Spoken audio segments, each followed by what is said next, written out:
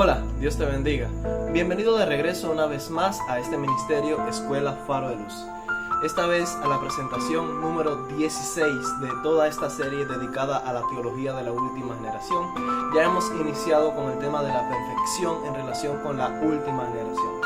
Así que en esta ocasión el título del tema es la sumisión del carácter. En el capítulo anterior estudiamos sobre dos dimensiones distintas de la perfección. La perfección absoluta y la perfección de naturaleza. Es importante que conozcamos estos aspectos de la perfección para que no los confundamos. Vimos que la perfección absoluta es solo posible para la deidad, lo que significa que solo Dios puede ser absolutamente perfecto, de modo que no es de nuestra incumbencia tal perfección. En cuanto a la perfección de naturaleza, aprendimos que solo los seres no caídos o no pecaminosos la poseen. Originalmente Dios creó al hombre con una naturaleza perfecta, pero éste la perdió tras la caída. La Biblia nos promete que en la segunda venida de Cristo la recibiremos, pero por ahora no está a nuestro alcance. Aparte de estas dos dimensiones de la perfección, existen otras dos dimensiones que sí están en nuestra esfera de posibilidad humana. La Biblia nos habla de un camino de perfección que es posible para el hombre en esta tierra. Este camino tiene dos aspectos de la perfección que deben ser estudiados y reconocidos. Hablamos de la perfecta sumisión del carácter y la perfecta madurez del carácter. De modo que ambos aspectos, si lo escuchas, están relacionados con el carácter de la persona y no con su naturaleza física, no con su cuerpo. En otras palabras, se trata de una perfección que involucra las facultades superiores del individuo, pero que no corrige la herencia pecaminosa de la carne. Se refiere a la mente, el carácter y la personalidad. Veamos lo que la Biblia tiene que decir entonces, el día de hoy, respecto a la sumisión del carácter. Sumisión del carácter. ¿Qué es y cuándo ocurre? ¿Qué relación guarda con el Evangelio y la salvación? La sumisión del carácter no es otra cosa que la entrega completa y total del corazón a Cristo, desde luego, en el momento de la conversión. Podría decirse que la sumisión del carácter y la justificación por la fe son una y la misma cosa. En clases anteriores hemos estudiado ya y hemos definido con precisión lo que es la justificación por la fe y lo que ésta involucra en el pecador, de modo que no vamos a repetir el contenido. Daremos por sentadas las bases estudiadas previamente. En la justificación por la fe, precisamente comienza o es inaugurado el camino hacia la perfección, y es cuando nos convertimos al Señor. Entonces le entregamos la totalidad de nuestra mente, espíritu, alma y corazón. Es una sumisión perfecta de nuestra voluntad a la voluntad de Cristo. La Biblia dice en Mateo 22, versículos 36 a 39 lo siguiente: Maestro, ¿cuál es el gran mandamiento de la ley? Jesús le dijo: amarás al Señor tu Dios con todo tu corazón y con toda tu alma y con toda tu mente. Este es el primero y grande mandamiento. Y el segundo es semejante: amarás a tu prójimo como a ti mismo. Amar a nuestro Señor con todo nuestro ser es la base para la verdadera santificación. Porque cuando le amamos de todo corazón, nada le negamos y estamos 100% dispuestos a obedecerle, lo que sea que Él nos pida. No importa lo que pueda requerir su orden divina, hemos hecho una entrega total y nuestra mente, corazón, alma y fuerzas están dispuestas a obedecer. No porque creamos que mediante nuestra obediencia le convencemos de perdonarnos, sino que precisamente como nos perdonó tan grande deuda, no podemos hacer otra cosa que obedecerle por amor. Ahora, ¿qué es la santificación? Quizás la siguiente cita nos ayude a entenderlo. La revista Señales de los Tiempos, 2 de agosto de 1899, párrafo 2 dice: la vida que solo Cristo puede dar se da bajo la condición de la obediencia. Una obediencia que abarca a todo el ser humano, mente, corazón, alma y fuerzas. Esta es la verdadera santificación. Así que hemos de amar a Dios con todo nuestro corazón, mente, alma y ser. De modo que cuando nos entregamos a Cristo, no reservamos aspectos de nuestro corazón para nosotros mismos, sino que se lo damos por completo. Tras ser regenerados y ser cubiertos con la justicia de Cristo, Dios nos mira como si nunca jamás hubiésemos pecado. Compadecemos sin mancha alguna ante Dios, porque nuestros pecados pasados han sido perdonados y la justicia perfecta de Cristo Jesús es contada a nuestro favor. Entonces somos perfectos en Cristo Jesús, porque el pasado es historia y nuestro carácter presente ha sido sometido a su voluntad. La perfecta justicia de Cristo nos cubre y hemos sometido nuestra voluntad a la influencia del Espíritu Santo. El problema es que aún poseemos en nuestro carácter tendencias heredadas y también desarrolladas que deben ser eliminadas. Por eso comienza en nosotros un camino de santificación, de refinamiento, podríamos decir, que debemos recorrer. Romanos capítulo 6, 19 dice: hablo como humano por vuestra humana debilidad, que así como para iniquidad presentasteis vuestros miembros para servir a la inmundicia y a la iniquidad, así ahora para santificación presentad vuestros miembros para servir a la justicia. Romanos 6, 22 dice: mas ahora que habéis sido libertados del pecado y hechos siervos de Dios, tenéis por vuestro fruto la santificación y como fin la vida eterna. El Espíritu de Profecía, comentándonos un poco, dice en Hechos de los Apóstoles, página 451 y párrafo 2: la verdadera santificación significa amor perfecto, obediencia perfecta y conformidad perfecta a la voluntad de Dios. Es esta obediencia perfecta y conformidad perfecta con su voluntad la que espera Dios de nosotros todo el tiempo. Vemos entonces que junto con la justificación, según la Biblia, se inicia un proceso de santificación. La justificación misma es santificación en su esencia, pues somos santificados en la justificación por la fe. A partir de entonces debemos andar en santidad y sometiendo diariamente nuestro carácter a Cristo. En este momento, Dios solo tiene en cuenta la luz y el conocimiento que tenemos de Él y de su voluntad hasta entonces. 1 Corintios 15:31 dice: os aseguro, hermanos, por la gloria que de vosotros tengo en nuestro Señor Jesucristo, que cada día muero. Gálatas 2:20 dice: con Cristo estoy juntamente crucificado, y ya no vivo yo, mas vive Cristo en mí. Y lo que ahora vivo en la carne, lo vivo en la fe del Hijo de Dios, el cual me amó y se entregó a sí mismo por mí. Cuando fuimos justificados, el yo murió en nosotros, y cada día debemos morir a nosotros mismos. Es Cristo quien debe vivir en nosotros. Cristo es santo, y su vida en nosotros es precisamente una vida santa. Cristo produce solo santificación si le dejamos gobernar nuestra voluntad. Eso es lo que significa vivir en la fe del Hijo de Dios. Es vivir una vida de santidad, apartados del pecado y venciendo la tentación. Joyas de los Testimonios, tomo 2, página 341, párrafo 1 dice: por los méritos de Cristo, por su justicia que nos es imputada por la fe, debemos alcanzar la perfección del carácter cristiano. Es precisamente mediante su justicia que nos es imputada por la fe que debemos alcanzar la perfección del carácter cristiano. Es eso lo que Cristo espera de nosotros, un avance continuo en el camino de la santificación. Ahora hablemos de lo único necesario para la salvación. Cuando se habla del tema de la perfección y de la santificación, una pregunta que surge a menudo es la siguiente: ¿cuál es el grado de perfección que Cristo pide para salvarnos? Y la respuesta es simple: Cristo solo pide la rendición del carácter. La justificación por la fe es lo que nos abre las puertas del cielo. Pues entonces tenemos perfecta sumisión del carácter al entregar a Cristo toda nuestra voluntad. Al someter nuestro corazón al reino de la gracia, tenemos la santidad sin la cual nadie verá al Señor, como dice Hebreos 12:14. Quizás el siguiente ejemplo de la Biblia nos ayude a entender. Jesús le dijo a un pobre pecador moribundo lo siguiente. Lucas 23:43. Entonces Jesús le contestó: te aseguro, hoy estarás conmigo en el paraíso. Esto es de la Nueva Reina Valera de 1990. Y también en la versión israelita Nazarena Revisión 2011 dice: entonces Joshua le dijo: en verdad te digo, hoy conmigo estarás en el paraíso.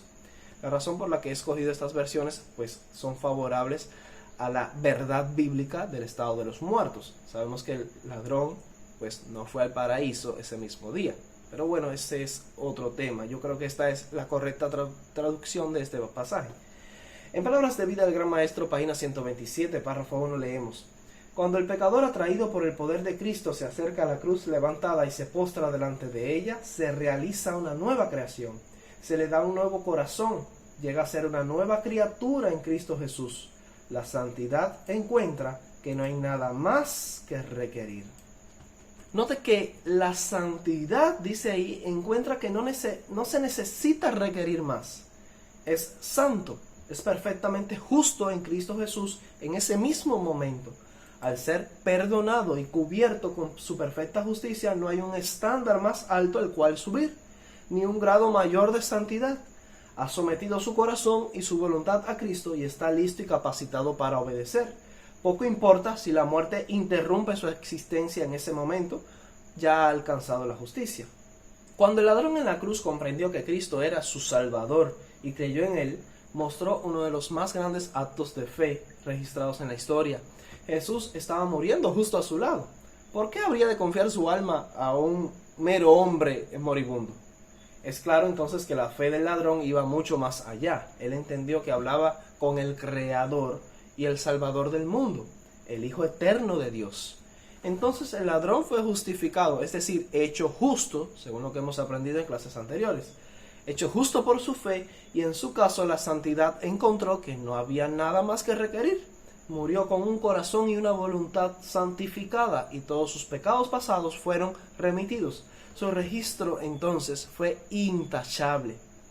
Ahora corrijamos un error. Algunos piensan que el ladrón en la cruz solo fue justificado, o sea, perdonado, en el sentido de ser declarado justo, que no tuvo tiempo para ser hecho justo, o sea que no fue santificado. Los que piensan así no comprenden la santificación ni la justificación por la fe. De hecho, cuando Dios justifica, también santifica y hace justo al pecador. Eso lo estudiamos cuando hablábamos de las clases relacionadas con la justificación por la fe. Aquel ladrón entonces estaba en perfecta armonía con la ley de Dios, pues su vida estaba cubierta con la perfecta justicia de Cristo y su corazón había sido santificado, hecho justo y colocado en armonía con Dios. No solo recibió la justicia imputada, que fue su derecho al cielo, sino que también recibió la justicia impartida, que fue su idoneidad para el cielo. Fue hecho idóneo al someter su corazón. Así entendemos que lo único que Dios requiere y necesita para salvarnos es la entrega total de nuestra vida. Ahora, la luz y el conocimiento limitados, pero perfectos en Cristo. Hablemos de eso. Algunos señalan que la luz y el conocimiento del ladrón eran limitados, y eso es verdad, que no supo nada sobre el gran plan de salvación. No entendía la expiación, nunca guardó un sábado, ni diezmó, no creo que haya orado, predicó o asistió a la iglesia. Entienden por eso que no podía ser perfecto. O sea, si no guardó sábado, si no diezmó, si no oró, si no predicó y si no asistió a la iglesia nunca, ni siquiera se bautizó, pues no debe haber sido perfecto, ¿verdad? Pues le faltaban muchas cosas por cumplir o alcanzar. Pero esto es un terrible error. La perfecta sumisión del carácter a Cristo no depende de un gran conocimiento de su voluntad.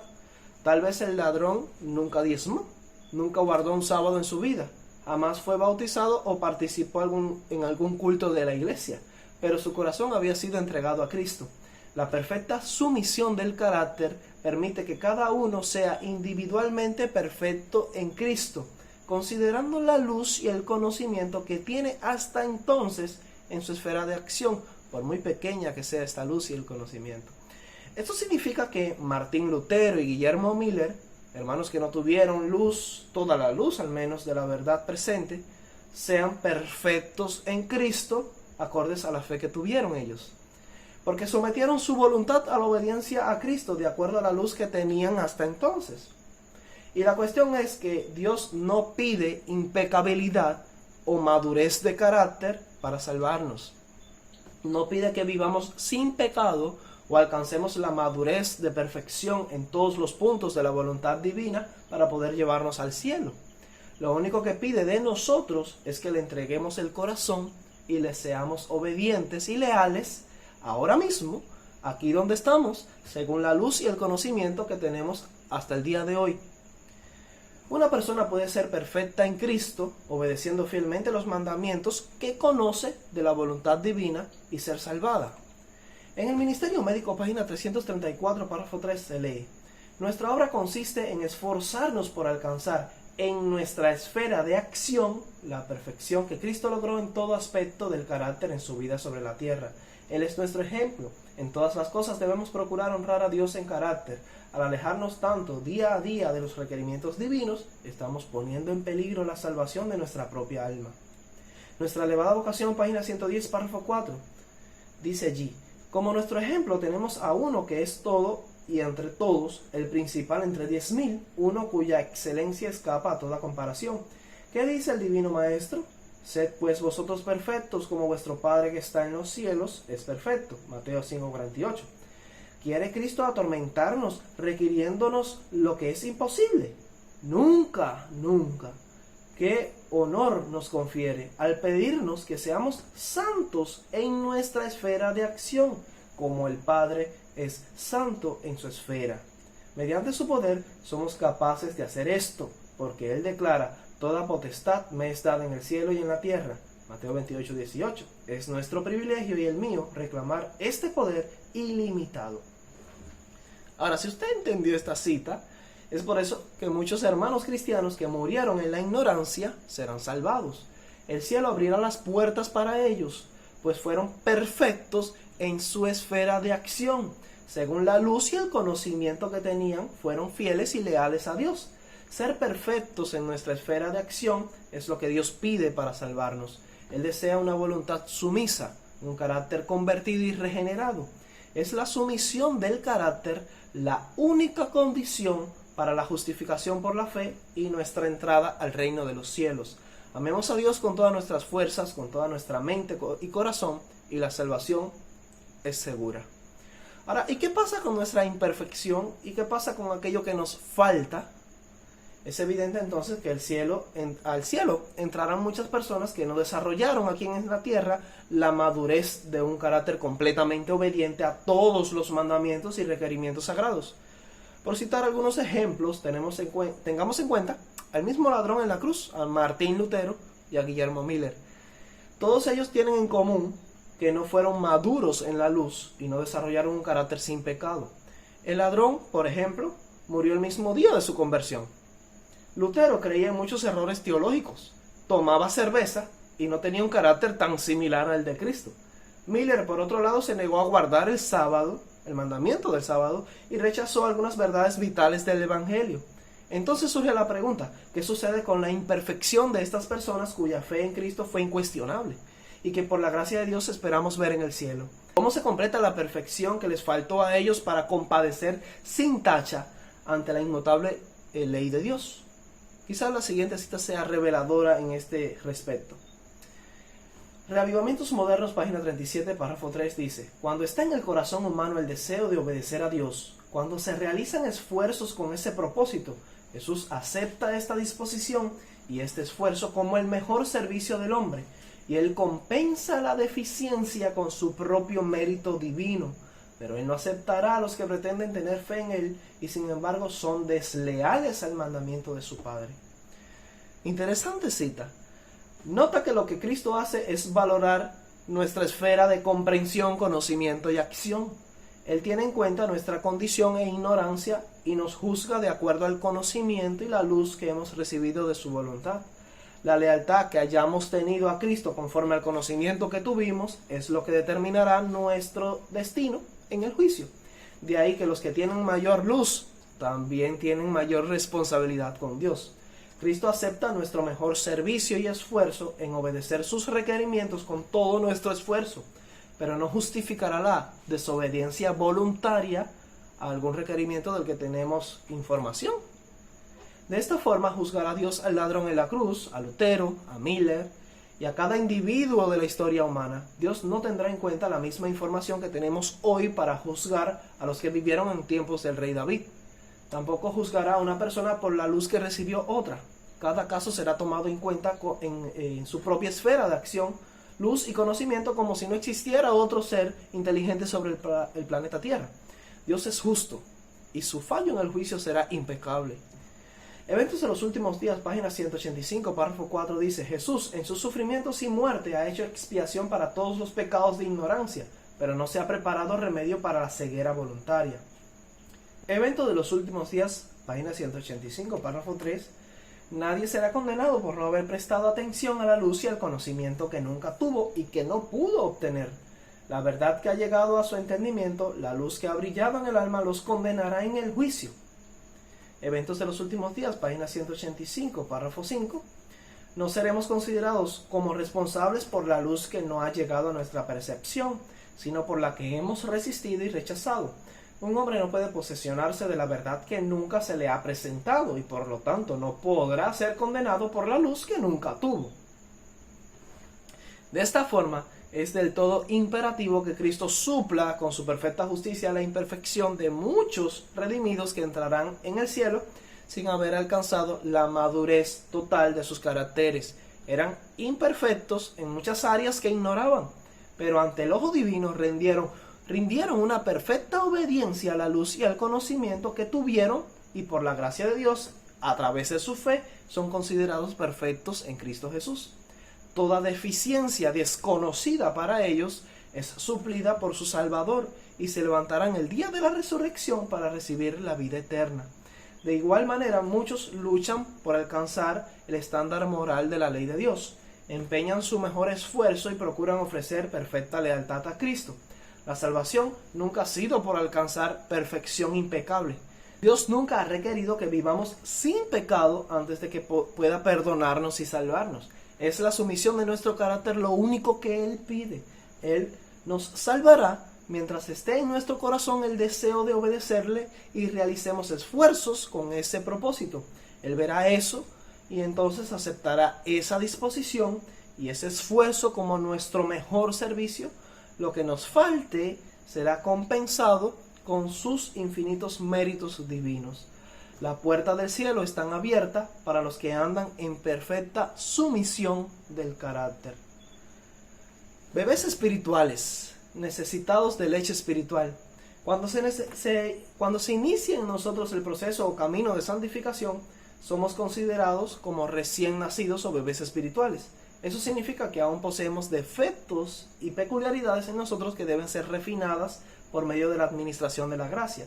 Todavía tenemos un camino que recorrer y mucho por aprender en el desarrollo de la fe.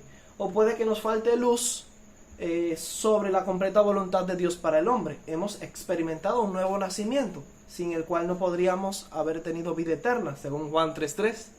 Eso nos convierte en niños y bebés espirituales, porque precisamente hemos nacido de nuevo. Sobre eso leemos en 1 de Pedro capítulo 2, 1 al 3.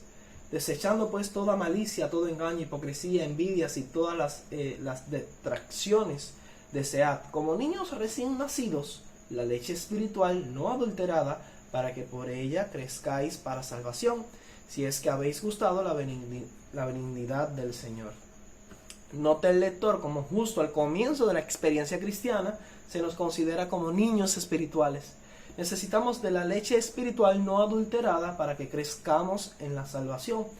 Este crecimiento es el camino de la perfección, el camino de la santificación en el desarrollo de la vida cristiana. Un crecimiento en la fe y el conocimiento de Dios, que desarrolla nuestro carácter conforme a su semejanza. Sin este avance o crecimiento, la salvación podría peligrar. Al escribir a la iglesia de Corintios, el apóstol Pablo dice: Pablo, llamado a ser apóstol de Jesucristo por la voluntad de Dios, y el hermano Sóstenes, a la iglesia de Dios que está en Corinto, a los santificados en Cristo Jesús, llamados a ser santos, con todos los que en cualquier lugar invocan el nombre de nuestro Señor Jesucristo, Señor de ellos y nuestro. Gracia y paz a vosotros, de Dios nuestro Padre y del Señor Jesucristo. Encontramos aquí que Pablo describe a la iglesia de los Corintios como los santificados en Cristo Jesús, llamados a ser santos. De modo que el camino del cristiano es el camino de la santificación, y los que andan en este sendero son llamados santos. Dios ha apartado a su iglesia para que sea santa y someta su voluntad a Él. Ese ha sido su propósito desde la eternidad y a esto nos ha llamado. Vamos a presentar algunas evidencias de esto. Dios siempre ha exigido y ha reclamado perfección y santidad. Deuteronomio 18:13 dice: perfecto serás delante de Jehová tu Dios. Capítulo 26, versículos 18 al 19 dice: y Jehová ha declarado hoy que tú eres pueblo suyo, de su exclusiva posesión, como te lo ha prometido, para que guardes todos sus mandamientos, a fin de exaltarte sobre todas las naciones que hizo, para loor y fama y gloria, y para que seas un pueblo santo a Jehová tu Dios, como él ha dicho. Primera Tesalonicenses 4:3, pues la voluntad de Dios es vuestra santificación. El versículo 7 dice: pues no nos ha llamado Dios a inmundicia, sino a santificación.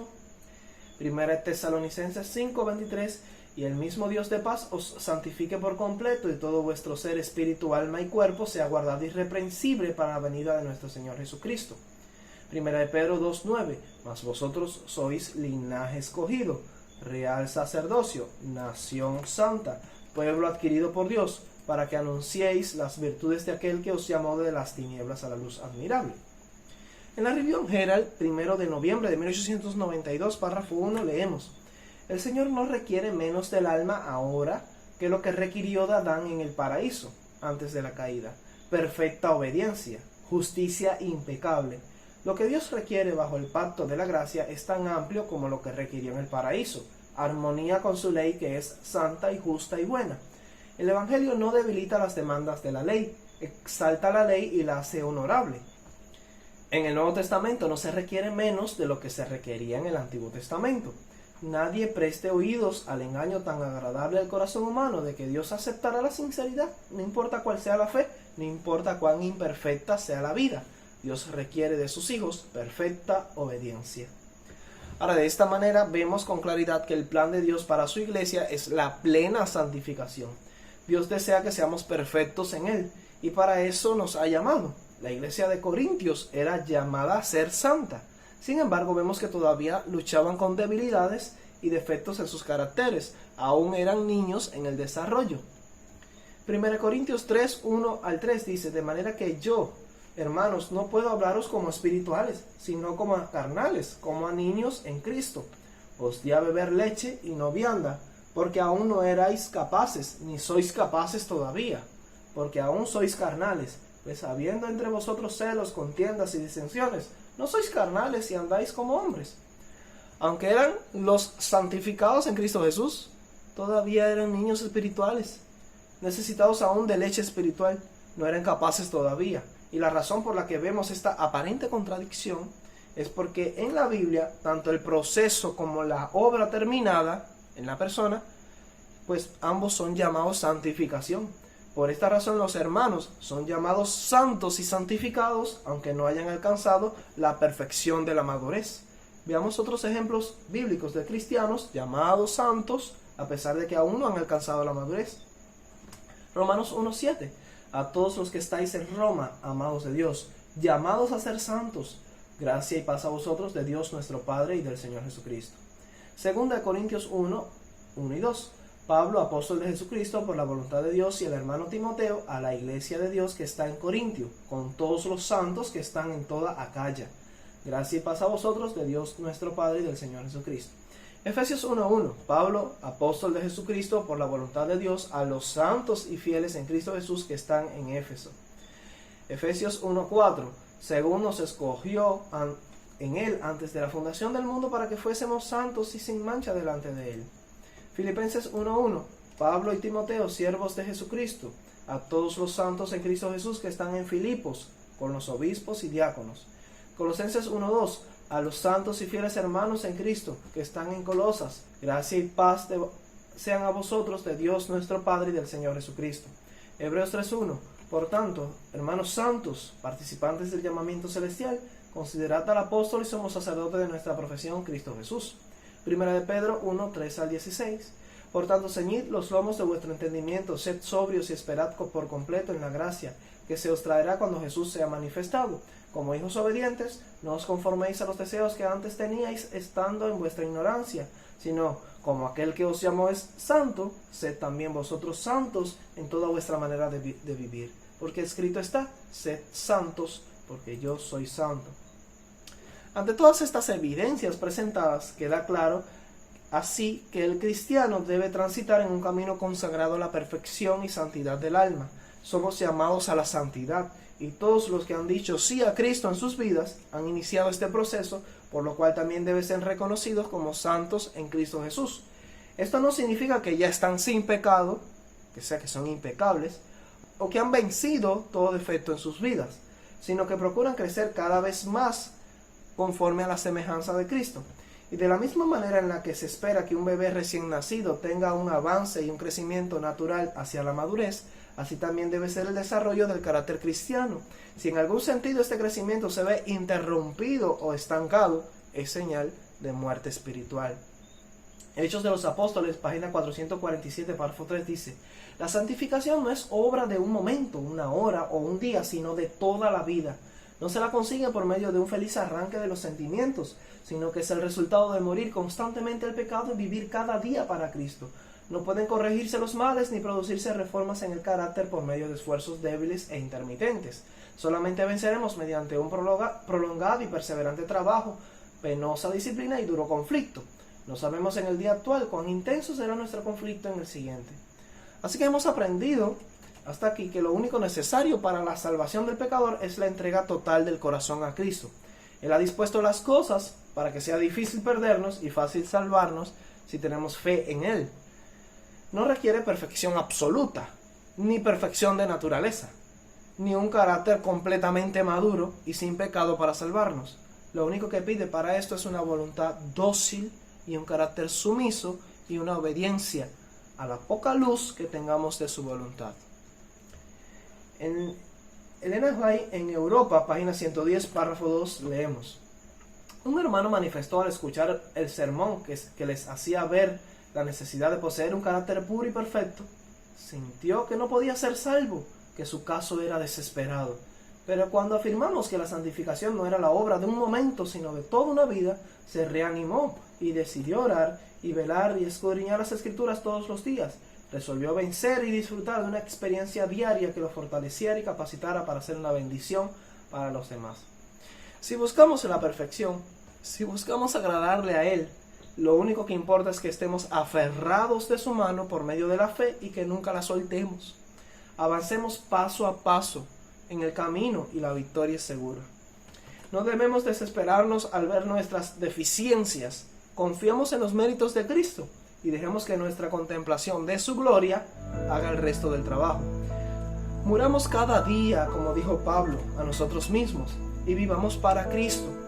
Pida lo que pida, venga lo que venga, sin importar el desafío, estemos dispuestos a darlo todo y hacerlo todo por Él. Finalmente, vamos a terminar este capítulo con las siguientes preguntas. Puesto que la santificación es la obra de toda una vida y lo acabamos de leer, ¿significa eso que nunca alcanzaremos la madurez del carácter? ¿Nunca llegaremos a tener un carácter sin pecado o impecable?